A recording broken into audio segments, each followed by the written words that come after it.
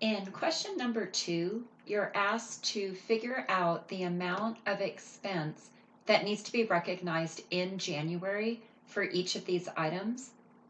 And so if you recall that an expense gets recognized when it's incurred, meaning when an asset or service is used up, that will help you to answer these. And again, remember, we're talking about expenses that need to be recognized in January, so we'll have to pay attention to the months. So in A, this wealth management company paid its salespersons $3,800 in commissions, but that related to December sales. In other words, that was an expense incurred in December for the services that the salespersons provided in December. So that would not be a January expense. And then in B, the company determined it will pay its salespersons $5,400 in commissions related to January sales. The amount won't be paid until February, but again, the services of the salespeople, these are the services that were rendered in January. So this is an expense that was incurred in January and does need to be recognized.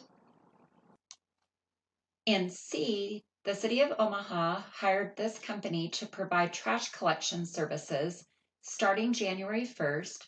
The city paid $15 million for the entire year. So that's a prepaid expense. The city would have recorded that $15 million as an asset, as prepaid trash collection services or something like that on January 1st. But as of the end of January, the city would have used up 1/12 of the value of the prepaid services. And so therefore would have to recognize 1/12 of this amount as an expense in January. In D, the University of Florida paid this much in advance for refundable airline tickets to fly the baseball team to a tournament in California. The first game will be played in March, and we're going to answer this question from the university standpoint.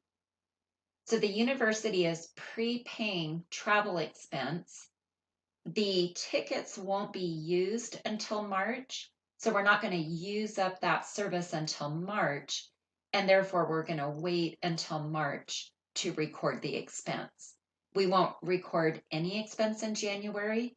It will just be a prepaid expense, like prepaid travel.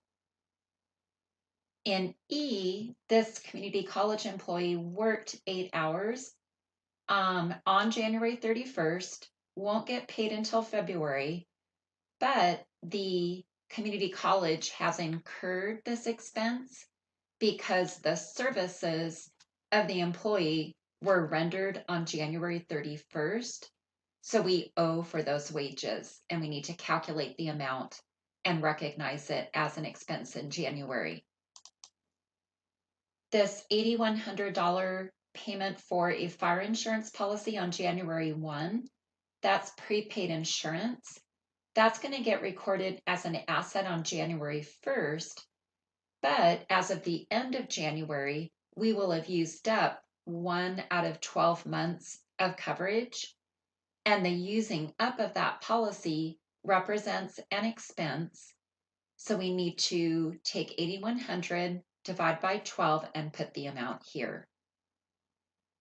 And then finally, this company received a phone bill for calls in January, has not paid the bill yet, but this still is a January expense that needs to be recorded because the calls took place in January. So we incurred the expense in January.